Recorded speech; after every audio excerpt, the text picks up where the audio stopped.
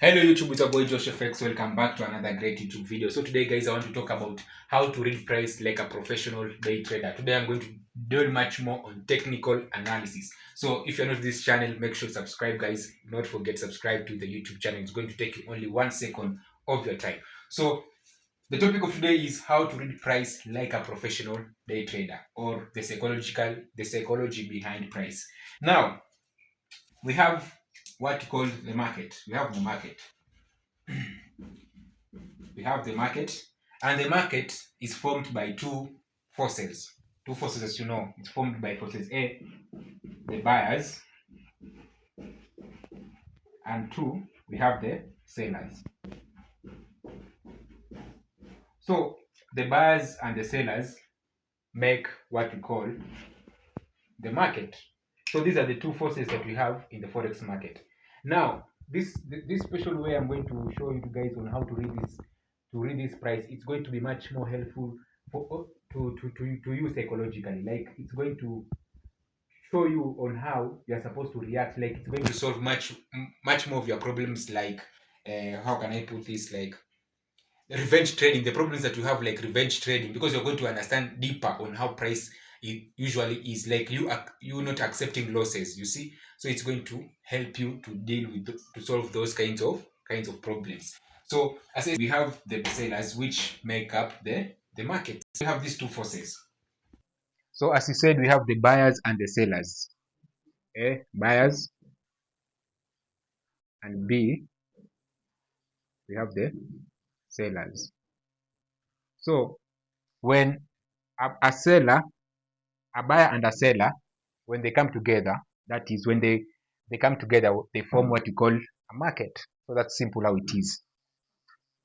Whenever you want to buy a price at a particular point, let's say you want to buy a price at this particular point, at this price 1.6945. Now at this particular point that you want to buy, it is the same place also another person wants to sell. For you want to buy at this particular point because according to your technical analysis, the market has shown you, or according to your own data, the market has shown you that if the market comes all to this particular point, you want to buy. That is, the market is going to buy at this particular point. For you, this is a demand zone. But to another person at this same price, another person thinks that if price comes to this particular price, he's going to sell. You see, he's going to sell. So because the market gives us opportunities, it can give us an opportunity either to buy or to sell. So from person A, he thinks that when price reaches at this particular point, he's going to buy. And person B thinks that when price reaches this particular point, he's going to sell. So where will the market go? Where will be the direction of the market go? That's why, guys, I told you that once you understand this and this topic, or this underlying topic concerning price, it's going to solve much of your problems concerning revenge trading, or the fear of being wrong, or the fear of losing your money, or not you actually on the broad part of not accepting risk. So we have said that at this particular point, we have person A who is looking to buy, and a particular person who at the same price is looking to sell. So the market will move in the direction of where the greatest force is. As we said this, you remember we said that person A plus person B form what is called the market. So person A and person B form what you call the market. Now, the market or the price is going to move in the direction whereby the greatest force is. Let's say, for example, we have two buyers, A and one single seller. Where do you guys think the market will move? The market will move whereby the greatest force is. That is, we have two buyers and we have only one single seller. So what is going to happen? The market is going to buy. What does this tell you? That it shows that according to analysis, you have done everything right. According to analysis, you have done everything right. But at this particular point, 6.45, according to analysis, it tells you that you're supposed to buy. But to the back of the market, we have strong sellers. You see, we don't know. When you are trading, you don't know the number of sellers or the number of buyers that are in the market. You see, so you are dealing with the uncertainty in the market.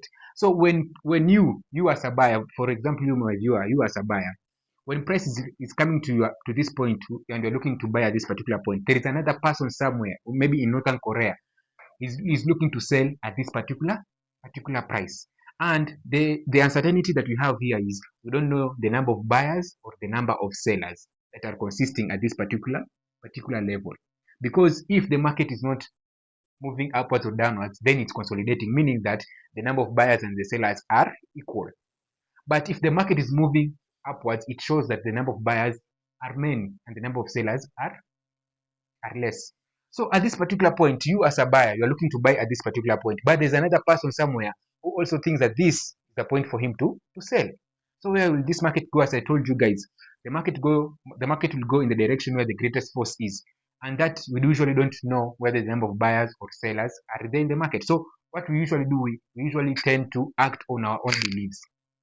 So me, by taking a buy at this particular point, I'm acting on my own belief, but with the back of my mind that that this that this market can still sell. You see, so I'm acting on my belief of buying, but at the back of my mind, I am understanding that I don't know the number of sellers that are here. You see, that's why I have to put my stop loss at this particular point. So I'm going to put my stop loss. This stop loss is going to limit the amount of money that I'm going to risk. That is when, if the sellers now, there are so many at this particular point, now that its price is going to hit my stop loss and it's going to stop me out, and I'm going to limit or control my risk. That's why you told that in every trade there is usually an uncertainty. There is no trade that is usually 100% correct that this trade is going to be a win. There's never like that. In trading, there's always that uncertainty, and that uncertainty comes from this because of the number of buyers or the sellers, which we usually don't have the number to know whether the buyers are many or the sellers are many in the market. So that's why if I buy at this particular point, and let's say we have less buyers and the sellers are many in this particular market, then the price is going to fall. Even if, I'm repeating, and it's very, very important, even if your analysis was correct, you have done everything correct, you're still going to lose this particular trade, because it's not your fault that you have lost this trade. It's not entirely your fault that you have lost it. It's because the number of sellers were so many compared to the buyers. So what did the sellers did? The sellers pushed the price downwards. So the market is always going to move in the direction where the greatest force is. So if the greatest force is the sellers are many, then they're going to push the price downwards. Whether you have done your analysis correct, either you have done everything that you're supposed to do.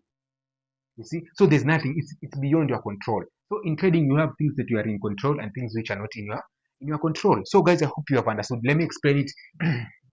Let's say you're looking for sales at this particular price, 1.645. You're looking for sales at this particular point. So according to your own belief and according to your own trading strategy, you know that when price reaches at this particular point and you get your entry confirmation, you're expecting for price to sell. Now price reaches at this particular point, as you can see right there. It reaches at that particular point, and then you place your limit order and your trade gets activated. Now, and you have already placed your stop loss at this particular point. Now, as you know, because as I have told you guys, the market is always going to move in the direction where the greatest force is. You don't have control over that. You have followed all of your analysis. You have done everything perfectly. Now, whatever lies, it's not within your control. So you've just taken your edge at this particular point. Now, if we have so strong sellers at this particular point than buyers, then the sellers are going to push the price downwards, and your edge and your analysis will be correct. Your edge and analysis is going to be correct because we have so many sellers than the buyers. But if at this particular point that you are looking to sell, we have strong buyers, like the number of buyers at this particular point, there are so many compared to the number of sellers, then the buyers, they are going to take control over the market, and then they are going to push the price upwards, eventually going to hit your stop.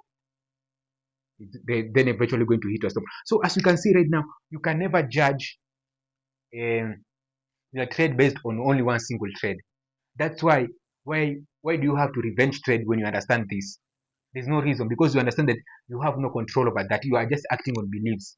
You see? And if you have enough buyers, they're going to push the price downwards, and if you have enough sellers, they're going to they're going to push the price downwards. Now, if you understand this, then there's no reason for you to revenge trade, because you understand that you took your edge, you followed all your rules, but at this particular point, majority of the traders did not agree with your edge, and we had majority of the buyers which they pushed the price upwards. You see, so this, when you understand how this price moves, it is going to help you now to accept losing, to understand that losing is part, it's normal in trading, and you have no control. So another, a person can give me the question that, if Joshua, if I cannot be able to yes, Joshua, if I cannot be able now to predict a single trade, so how do I become profitable? The only way you're going to become profitable is by you maintaining your edge consistently in the market, by you taking the same edge over and over and over and over. Like, you judge yourself by a sequence of trades, like in a series of 10 trades.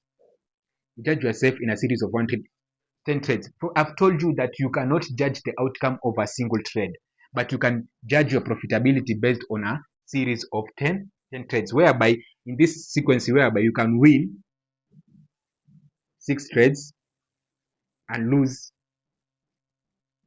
4 trades, or you can lose 6 trades and win 4 trades, and by the end you can still be profitable. So this is how professional day traders think. They think in terms of sequence, or in terms of many trades. They judge their profitability in terms of many trades. We don't judge our profitability based on only one single trade.